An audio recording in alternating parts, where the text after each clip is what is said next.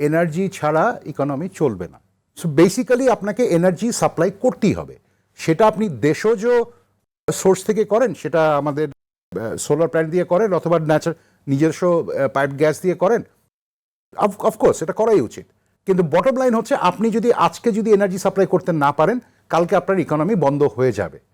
তার মানে কি, আমাদের এখন সিচুয়েশনটা কি, আমাদের ইকোনমি যেই সাইজে এসেছে তাতে আসলে আমদানি নির্ভর জ্বালানি ছাড়া কোনো কিছুই আসলে এটা আমরা মিট করতে পারবো না।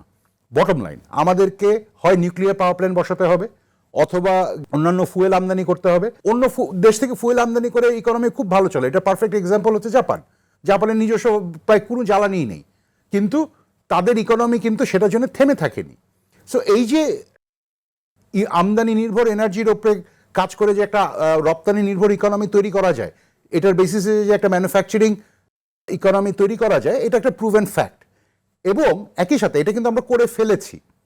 এখন যদি আপনি বলেন যে আমরা এনার্জি ইম্পোর্ট করতে রাজি না, তাহলে আপনি আপনার এখন যে ইকোনমি আছে সেটা আপনি কোনোভাবেই মেনটেন করতে পারবেন না। সেটা আপনাকে কমিয়ে হয়তো বা 1/10 নিয়ে আসতে হবে।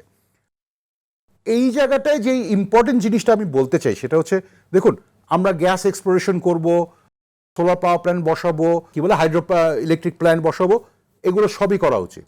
কিন্তু রিয়ালিস্টিক্যালি এগুলো কোনোটাই আপনি আগামীকালকে চালু করতে পারবেন না। এটার জন্য প্রত্যেকটার জন্য একটা সময় লাগবে। আপনি যদি আজকে গ্যাস এক্সপ্লোরেশন শুরু করেন, এটা অফশোর হলে আপনার মোটামুটি ধরে নিতে পারেন যে 8 থেকে 10 বছর লাগে before that gas supply hits your system. এটা হচ্ছে রিয়ালিটি।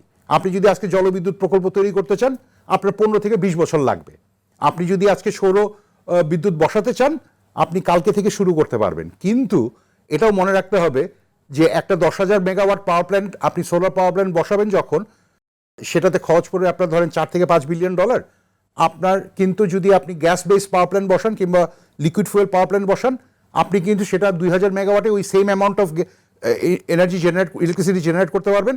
আপনার খরচ হবে $1 বিলিয়ন থেকে $1.5 বিলিয়ন। সো এই জিনিসগুলো মাথায় রেখেই আমাদের তো আসলে লং টার্ম সলিউশন দিয়ে খালি কথা বললে হবে না। আমাদের তো আসলে কালকে সলিউশন দরকার।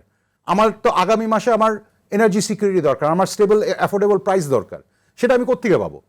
এই কালকে যদি আপনি করতে চান, আগামীকাল থেকে যদি শুরু করতে চান, আপনার একমাত্র রাস্তা হচ্ছে আপনাকে যে এখন যে লিকুইড ফুয়েল পাওয়ার বেসড লোড যেগুলো আপনার 5,500 মেগাওয়াট আছে, সেটা আপনাকে চালু করতে হবে। কারণ সেটা চালু করলে আপনি কি করবেন? আপনি গ্যাসের লোড কমিয়ে দিতে পারবেন বিদ্যুৎ উৎপাদনের জন্য, সেই গ্যাসটা আপনি ইন্ডাস্ট্রিতে সাপ্লাই করতে পারবেন।